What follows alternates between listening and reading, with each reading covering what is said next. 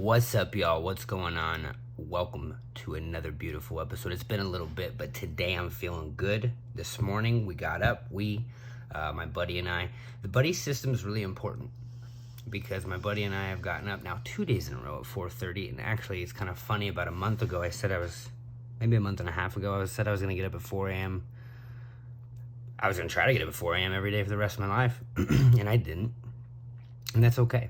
So we're resetting, following the Jocko Willink DEF, discipline equals freedom protocol, getting up at 4:30 in the morning. So we got up at 4:30. We met at the gym at 5. We did our sauna and cold shower, which I've been doing religiously. This was his first day. He loved it.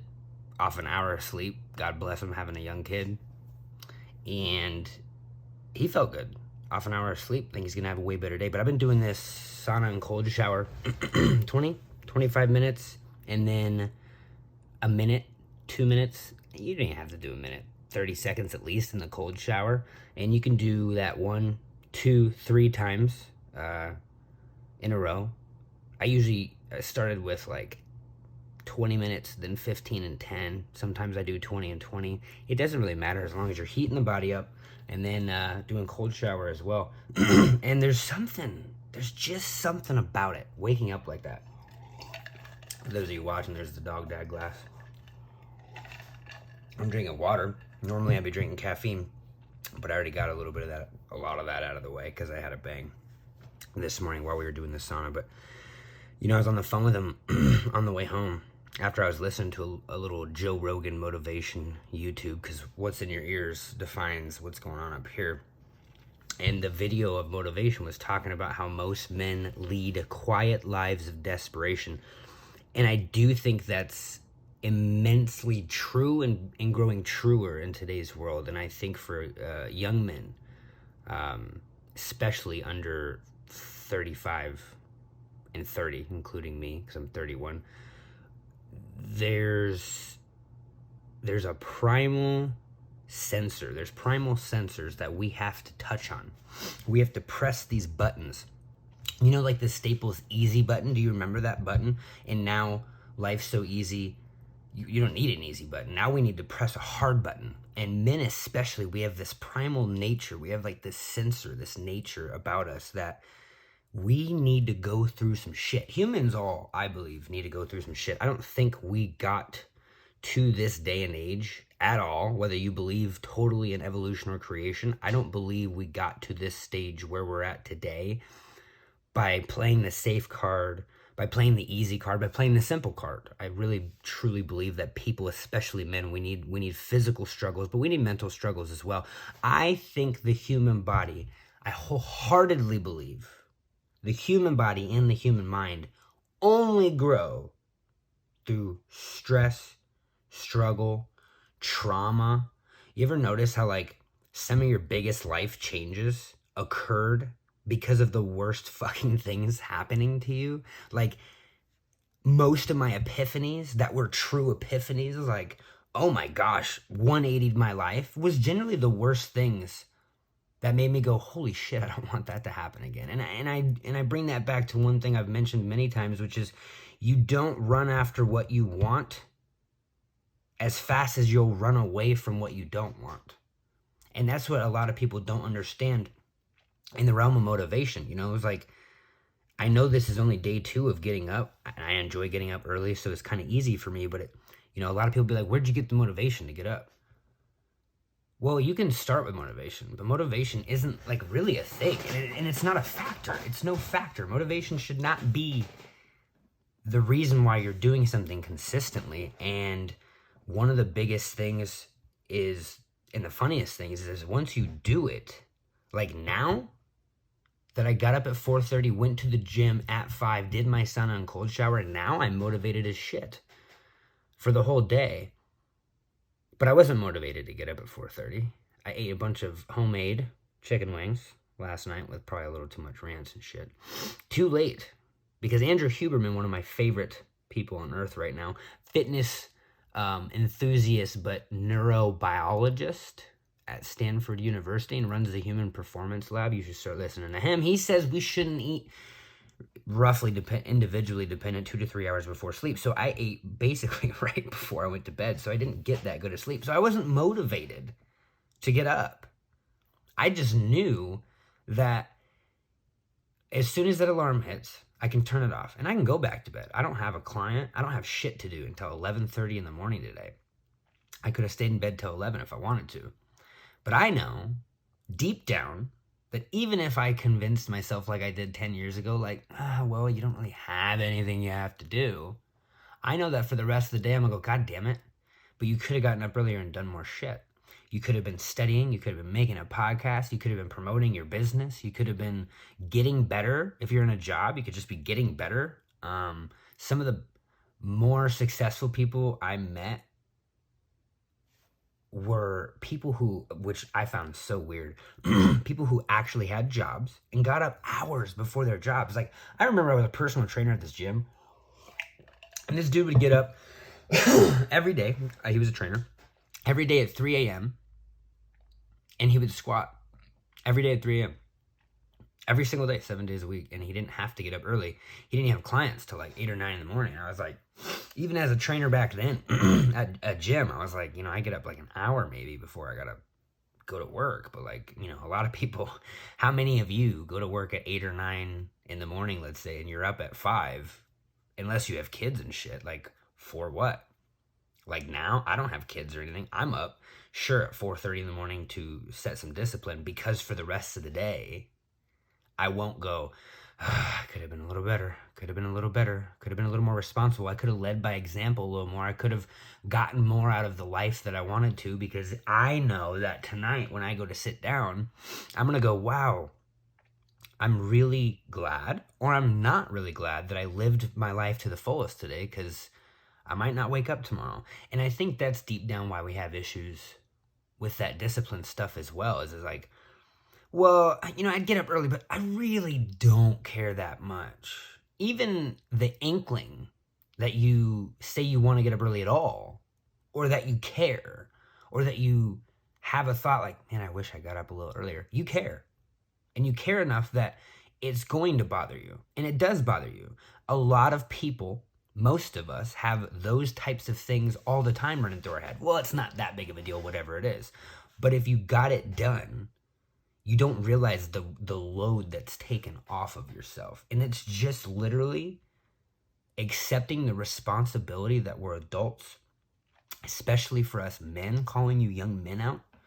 It's the responsibility, the obligation, and our duty to wake up day in and day out and to be ready for life. And I put out a tweet recently that was, enough of this losing weight and trying to gain muscle shit. Let's fucking wake up and be harder to kill. A lot of you dads, God bless you for all of the shit you guys take on with your family life. But if something catastrophic were to happen where you physically had to man up, could you handle it? Where you physically had to be mentally all ready to go and there in a moment's notice, could you handle it? That's the stuff that we have to think about, because we live in this world where I heard this on a podcast the other day.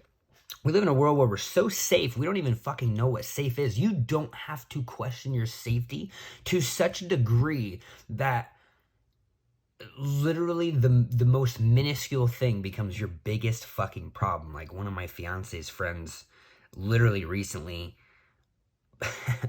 I hope she hears this too, voiced, no one should have to go through what I'm going through in life right now, and she's broke. Like that was one of her main things. But like her, the average person we're so safe and secure, and we don't put ourselves through this struggle. Like we were in the sauna today, and I'm sitting here talking to him for the last few minutes of our round 2, and I'm sitting here like, dude, I just want to get the fuck out of here. I don't want to be in here anymore. This sucks. Like I'm hanging out with him, and we were having a great conversation, and I just wanted to stop the conversation and leave the damn sauna because I was uncomfortable and didn't want to be in there anymore.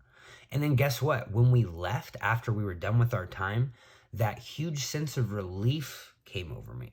And that's the thing we're missing as men, is that it's like a primal, like I think that primal button is like self-accomplishment and self-respect. It's like It's overcoming something hard or some kind of hardship. And it doesn't have to be like, man, I lost my 30 pounds. It's like, no, I got up at 4:30 and I didn't want to. Tell me, I know for a fact you have gotten up at a time where you didn't want to, but you knew you should for whatever reason. And maybe it wasn't like work oriented, but it was an important time to get up and a friend needed you or whatever it was. Maybe you had an event in the morning or something. Or some of you have like met a friend at the gym at 5 a.m. who was really into fitness, right? And granted, whether you kept going with that, whether you ever got up at that early again, I know for a fact that when you got up early that one day, whether it was yesterday, a year ago, 10 years ago, you felt so fucking good about yourself for getting up, even though you knew you didn't have to, or you could have been like, yeah, well, I don't really need to go do whatever that is, but you still got up. You got up at the time you were supposed to. You went and did it anyway. I almost guarantee you had a much easier day mentally the rest of the day. See, most of us think that like life happens to us and we have this anxiety and depression. All of the bullshit that you think that life's throwing at you is really just you not handling your own bullshit. It's really just you not doing what you know you need to do when you know you need to do it. And I am a culprit just like everyone else. In the world that we're in, there is no getting on the right track and staying there. It's finding and implementing habitual systems and habits to be able to day in and day out try to hit that, for me, 4:30 a.m. mark. Like I said, a month and a half ago, I was like, dude, if I got up at 4 a.m., I realized all this productivity and shit, boom, some life shit happened, and I was waking up at 5, 6, 7 o'clock. Doesn't matter. I'm back at 4:30 in the morning. But this is a day in and day out thing. I'm trying to be harder to kill, not trying to accomplish a 90-day goal and be done. That's the whole entire problem with weight loss is a weight loss goal is great. That's not the point of weight loss. Like, you shouldn't even be aiming at the weight loss goal. You want to lose 30 pounds? Great. What's your system for keeping the 30 pounds off when you get there, though? Because most of you, I believe you can lose 30 pounds. Some of you have lost the 30 pounds. Why are you 40 pounds up? Because you set a goal to just do a thing. But health is a lifelong thing. Survival happens day to day. So being harder to kill is so much more imperative day to day.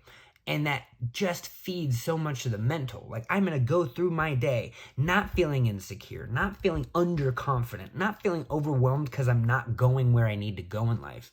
I can't tell you how many people I notice, even in the gym, that are going quote unquote nowhere in life. Like, they're just hard manual labor workers. They don't want to work up the system. They don't want to make more money. And you know what's interesting is those guys are always just like mentally sane, mentally there. They go hit their workout. That's really, really important to them. That's almost what they live for. And they live these mediocre lives, but they're happy. They're sane people. And it's not, they don't make as much as another dude does. These guys don't work an amazing job and have this gloriously easy life. These are people that go to the gym, overcome that mental, I got to do this today. And they do it again the next day. And maybe they miss a day. But your issue is you go 3 months as consistent as you can and then you stop. And that's the whole issue. The whole point of all of this is it's forever. It's forever. The 30 pounds that you have to lose, I don't care if you lose it in 90 days. You still have 60 more years. You can't just keep losing the 30 pounds. But we want it easier. We want the easy button. And we're coming to this point in society where it's getting way worse. The easy button idea is just, it's killing us. I mean, the human being is not meant to just sit around. And as I've stated before, if laziness, I'm always licking my lips. I have a fucking problem with that. Maybe it's the caffeine and dehydration in the morning. If laziness was a thing that we were supposed to do, we wouldn't be overweight.